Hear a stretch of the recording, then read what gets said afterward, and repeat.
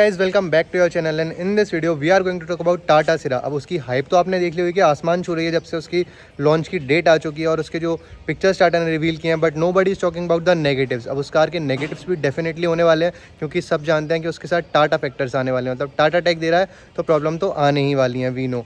और हाँ, मैं एक चीज़ और बता दूं तो जो उसकी ईवी वर्जन आने वाली है उसकी भी हम इस वीडियो के अंदर बात करेंगे, सो वीडियो को लास्ट तक देखना। और हाँ, एक बात मैं आपको क्लियर कर दूं तो ये टाटा की कोई हेट वीडियो नहीं है। गाड़ी शोकेस हो चुकी है, गाड़ी के सारे डिटेल्स सामने आ चुके हैं, तो जो कंसर्न्स हैं उनके बारे में बात करना जरूरी है। तो चलो शुरू करते हैं before you book it blindly. सबसे पहला point, real range versus hype. अब हम सभी जानते हैं कि कार कंपनी है भाई, अपनी कार की मार्केटिंग करते वक्त उसकी क्लेम रेंज जो है 500-600 बताती है, बट रियलिटी तो यही होती है कि 400 और 500 के बीच में ही कार चलती है और उसके बाद जो है उसको दोबारा आपको चार्ज करना ही होता है। और बात करें सिरा ईवी की तो उसकी हाइप जो है 500 प्लस किलोमीटर पर चार्ज रेंज की बताई जा रही है, बट जो लोग ईवी चला रहे हैं उनको पता है कि रियल वर्ल्ड में हमेशा रेंज जो है 25 से 30% कमी होती है। अब ऐसा नहीं है कंपनी झूठ बोल रही है, उसके काफी सारे रीजंस होते हैं। एक तो ट्रैफिक, उसका एसी, उसकी हाई स्पीड और उसमें जो इतने सारे फीचर्स अब भर भर के आते हैं, मड मोड, हील्स मोड, तो ये सारे जब आप कार में लगाकर चलाते हैं तो कहीं ना कहीं उसकी रेंज जो है कम हो जाती है और ब्रोसर वाली रेंज जो है आपको नहीं मिलती। बट सिरा के साथ आपको 500 की रेंज मिल रही है पर चार्ज, तो अगर वो 400 चलती है तो भी इट इज ओके, बट अगर वो 300-350 चलती है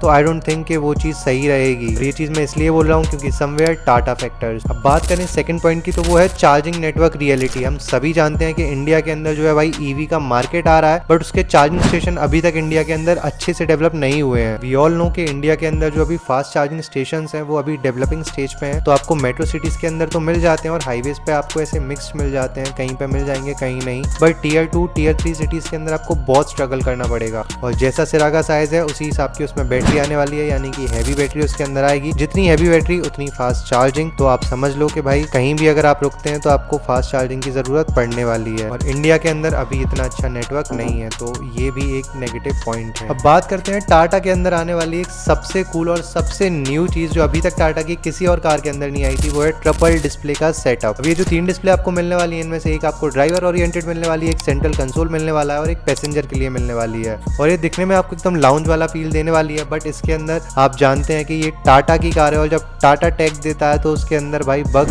भर भर के आते हैं। अब सिरा के अंदर आपको 3 डिस्प्ले मिल रही है तो वाव फैक्टर तो डेफिनेटली है, बट जितनी ज्यादा स्क्रीन उतने ज्यादा ग्लिचेस के चांसेस। अब आप एक बार खुद ही सोच कर देखो यार, आपको इतनी प्यारी इतनी बड़ी बड़ी 3 डिस्प्ले दे दी, इतनी लंबी डिस्प्ले दे दी है, कितना लंबा सेटअप दे दिया। अब अगर वो इन फ्यूचर लैग करता है तो उसकी जो प्रीमियम फील है ना, जो उसका क्लास है, पूरा की पूरा जीरो हो जाएगा। तो ये बहुत इंपॉर्टेंट फैक्टर है कि अगर उसका यूआई इंफोटेनमेंट उसका अच्छे से चलता है तो सही है, बट अगर वो लैग करता है तो आई डोंट थिंक कि वो 3 डिस्प्ले देने की टाटा को जरूरत थी, क्योंकि जो इसका बेस मॉडल का जो डुअल डिस्प्ले सेटअप आ रहा है वो भी बहुत अच्छा लग रहा है। पर टाटा ने अगर 3 डिस्प्ले दी हैं तो समवेयर वो अच्छे से वर्क करती हैं, तो वो बहुत अच्छी लगेंगी, बट इनकेस अगर उसमें लैग होता है तो आई डोंट थिंक कि वो कहीं से कहीं तक अच्छी लगने वाली है लोगों को। अब बात करें फोर्थ पॉइंट की तो वो है प्रैक्टिकलिटी कॉम्प्रोमाइज। देखो, बात करें टाटा सिरा के डिजाइन की तो वो बहुत ज्यादा अच्छा लगता है, मतलब कुछ ज्यादा ही कूल लगता है, बट क्या वो प्रैक्टिकल है? क्योंकि साइज तो आपको टाटा ने बहुत बड़ा दे दिया, आपको हैरियर और सफारी जैसा साइज दे दिया, एकदम humongous car they the, but जो उसका डिजाइन है क्या वो प्रैक्टिकल है? क्योंकि इसका जो रियर ग्लास है वो कर्व्ड है, इसका मतलब आपको विजिबिलिटी कम मिलने वाली है,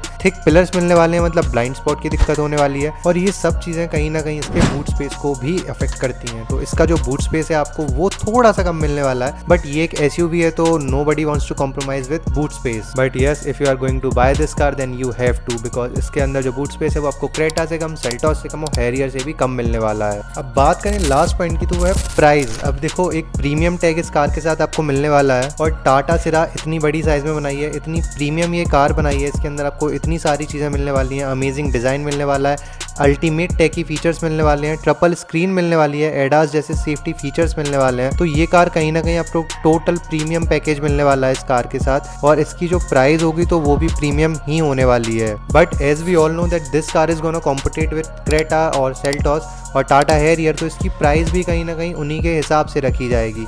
तो सबसे पहले हम बात करें इसके ICE वेरिएंट की, तो उसकी प्राइस जो है आपको लगभग 11 लाख रुपए से 16 लाख रुपए तक पड़ सकती है, और भाई वो भी मतलब डिपेंड करता है कि आप कौन सा वेरिएंट लेते हैं और ये सारी चीज़ें। उसके बाद ऑन रोड तो वो और ज़्यादा जाएगी ही जाएगी। और बात करें इसके डीजल वाले वेरिएंट की, जिसके अंदर आपको 2.0 लीटर का इंजन मिलने वाला है, बहुत ही ज़्यादा पावरफुल इंजन आपको इस कार के साथ मिलने वाला है, तो उसकी प्राइस भी आपको बहुत ज़्यादा ही मिलने वाली है। वो कार की प्राइस लगभग कहीं ना कहीं आपको 15 से 22 लाख रुपए के बीच में मिलने वाली है। वो भी डिपेंड करता है वेरिएंट टू वेरिएंट। उसके बाद बात करें अगर ईवी की, तो we all know that EV तो भाई अभी बिल्कुल भी इंडिया के अंदर सस्ती नहीं आ रही है। उसके साथ आपको भले ही सब्सिडी एंड ये सब मिल जाता है, but still we know that EV कहीं से कहीं तक इंडिया में सस्ती अभी नहीं है। तो ऐसे ही टाटा सिरा की आपको प्राइस जो है ईवी की मिलने वाली है लगभग 25 लाख से लेके 35 लाख के बीच में। और ईवी अभी इंडिया के अंदर लॉन्च हुई नहीं है, वो 2026 के मिड में लॉन्च होगी, but still we can expect the price about 25 to 35। Now why I am saying कि टाटा की प्राइस है वो भी एक नेगेटिव फैक्टर है इस कार का, क्योंकि भाई अगर आप लोग पहले टाटा की कार ओन कर चुके हैं तो आपको पता होगा कि टाटा की कार की रीसेल वैल्यू कितनी कम होती है as compare to Mahindra, as compare to Maruti. Because Tata की कार जो है लॉन्ग टर्म में आपको कहीं ना कहीं छोटी मोटी दिक्कत देती रहती है, भले ही उसका सर्विस नेटवर्क स्ट्रॉन्ग है, उसके बाद भी आपको टाटा की आफ्टर सेल सर्विस कहीं ना कहीं अच्छी नहीं मिलती।